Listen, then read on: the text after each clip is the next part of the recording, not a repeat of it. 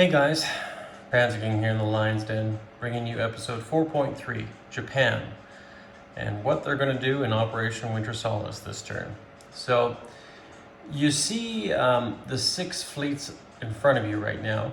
Before I do anything, I just want to let you guys know that the 5th, the 8th, the 31st, and the 11th fleets are all in the same sea zone.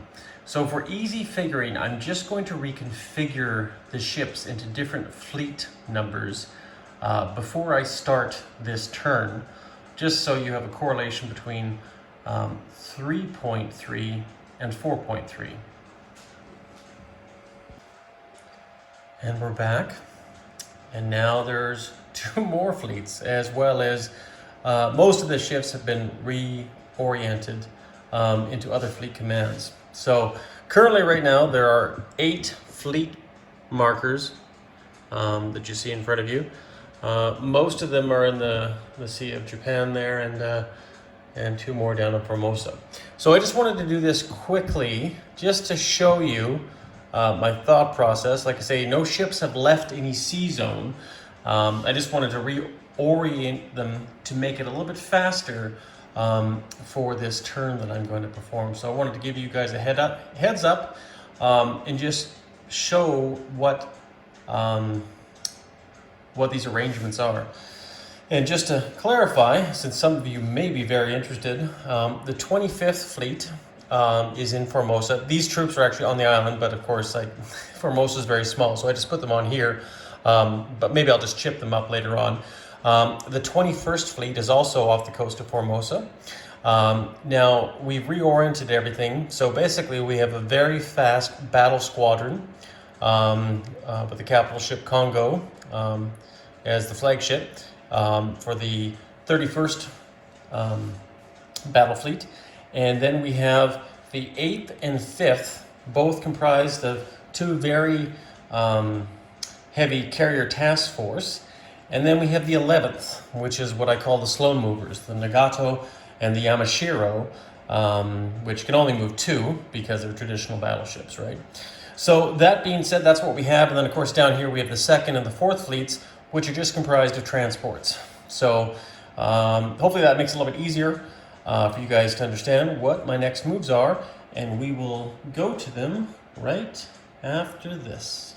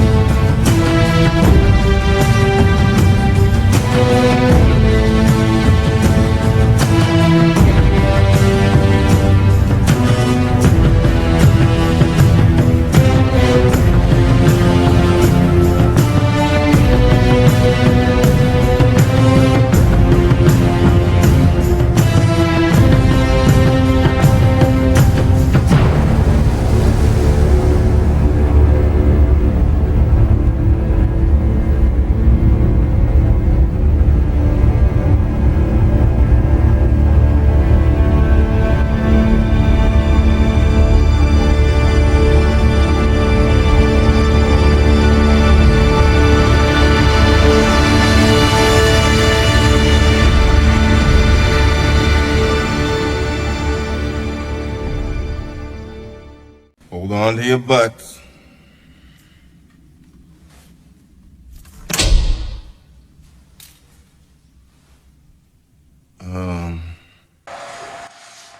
Well, hopefully you guys are still holding on to your butts, because just like the video, what you see is what you get. So, before we get into too much of what you might think is happening, we're gonna back up a little bit and show you what Japan's buy is this turn. Japan has divided most of their income, all their income, into infantry class units. They're gonna invest into 4 Marine units and 1 infantry class units this turn. On top of that, they're going to do tech rolls right here. So they're going to do long-range aircraft, and they're going to do improved construction. So once again, they have 2 tech rolls because they got 2 major factories. We're going to do that right away, and it's all color-coded, so I'm sure you know what it is. And 7 and 8. I think that's what we need. 7 and 8. Yellow is 7, gray is 8. And looks like that is exactly what we needed. So that's awesome. So improved construction, Japan will move on to its first stage. And long-range aircraft, Japan will go to their second stage. Well, that's, I guess, one good thing so far, especially after Hilltop's last turn. Definitely could use some luck right now. So that is what we have bought. Or got for our technology rules, and also what we have bought.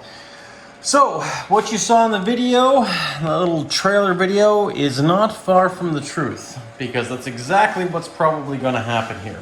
And we're going to divide everything up here so you can see it live on screen. I'm going to give you this wide angle here just to help show you a little bit better, and hopefully that'll make sense. So, our 25th Navy, which is comprised of those destroyers down here, it's going to come back to this sea zone, right? It's going to have 2 destroyers that are going to stay in Formosa, and they'll just be part of a different fleet. But for now, like I say, they'll be there. And don't forget, the men here are still on Formosa. I guess, like I say, I probably should have chipped that, but regardless, it doesn't really matter. And the 25th is now back there, which is comprised of 2 destroyers, right? Now, the 11th, the slow movers that are right here, the battleship class, they're going to make their way to Sea Zone 89. However, these 2 transports are going to take this Marine and SNLF, Special Navy Landing Force. And they're also going to go to Sea Zone 89. So we'll grab the 11th right there. Now, the 31st, which is our fast movers here, they're going to make a big leap. So we're going to take the 31st icon, and we're going to move it all the way down to Sea Zone... Where is it here now? I think I've misplaced it. No, actually, sorry, yeah. We're going to move it to Sea Zone 89 as well.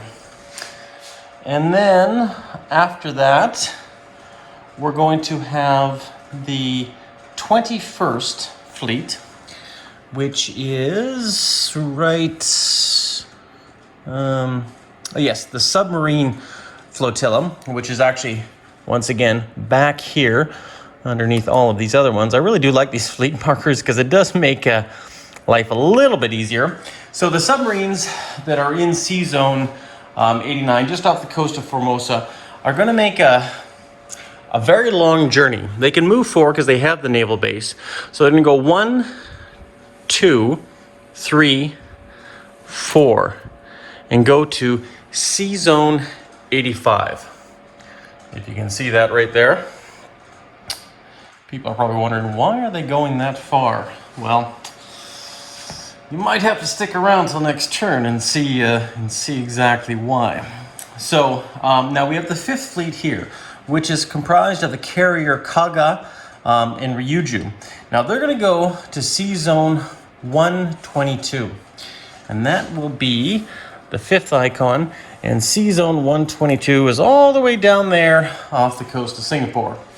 The 8th Fleet, which is comprised of the Akagi and the Shinyu, is going to go all the way down, if I have the icon somewhere for it. Or did I? Oh, sorry, I moved the wrong one. The 8th and the 5th. So yeah, sorry, they're both down there. in C-Zone 122. Now, if we look at the second here, it's comprised of just one ship. It's going to stay in the waters around C-Zone 38 in the Japanese C-Zone. Now, the fourth fleet, which is comprised of two transports, this one right here, is going to go into C-Zone 54, which is this guy right here. And last, but definitely not least, is going to be these two lovely old-timers. Coastal Sub and the Torpedo Boat Destroyer is also going to go into C-Zone 54. Hang out with their Chinese contemporaries as well.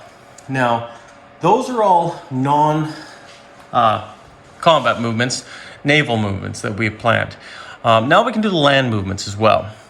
So what we're going to do here is this fighter from Tokyo is going to fly all the way over to Korea.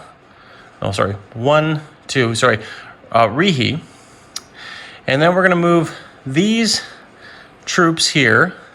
So we're going to move 2 infantry from Rihi into Korea. And then we're going to take this Western Manchurian infantry and ship them down to Korea as well. So now there's 4 infantry in Korea. And then we have units everywhere except for Western Manchuria. Now that is the bulk of the naval movements and the bulk of all infantry movements. It's a very complex situation they have, because right now, and I'll probably just try to give you a better perspective at a different angle to show you what is going on.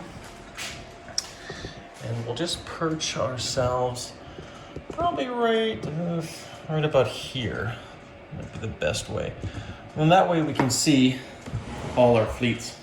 So now you can see the full scope of everything. We have naval ships still in Japan. We have naval ships off the coast of China. We have a very large task force off the coast of Formosa, which with this naval base here can threaten a lot of things real fast. Whether it's the Dutch East Indians, the Chinese, French Indochinese, the Australians down south, or even the Far East Command units over here, right? But that's not all. We have ships off the coast of Singapore, a very large carrier task force in this C-Zone right here, C-Zone 122. And we have 3 Japanese submarines, the I-19, I-25, and I-17, all in C-Zone 85 off the coast of southern India. Now that being said, Japan doesn't have much else to do. Hasn't declared war, isn't going to attack anybody, isn't going to do much. The 4 Marines it bought are going to place right here in Kyushu, on that major factory there.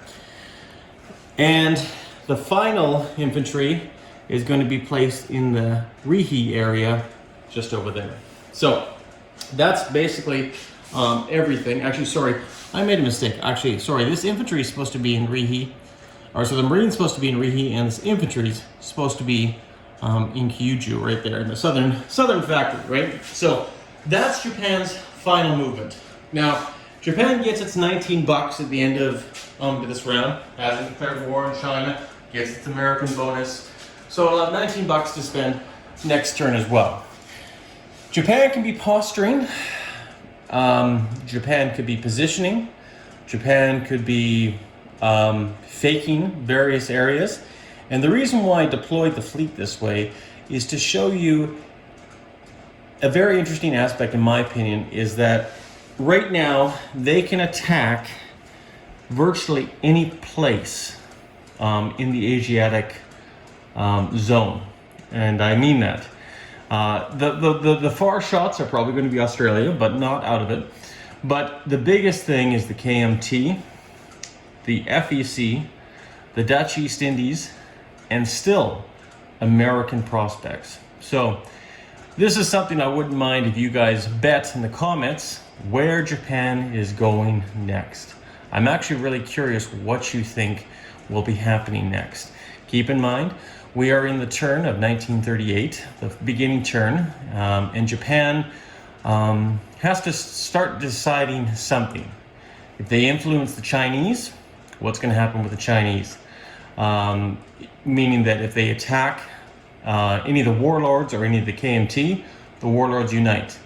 Now keep in mind, there's only two warlords left, the Tibetans and the Sinking troops, and you can see right here, that's what it looks like. However, I do love the board the way it is. I love that mismatch of green and red, but slowly but surely, the CCP is outnumbering the KMT. And I have had ambassadors knocking on my door in Tokyo to discuss possible Japanese intervention in China, which is quite a joke if we know the past history.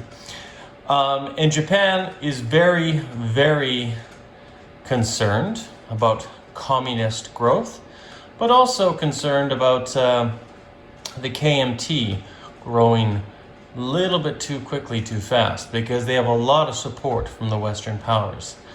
So right now, we'll have to see what happens in 5.3.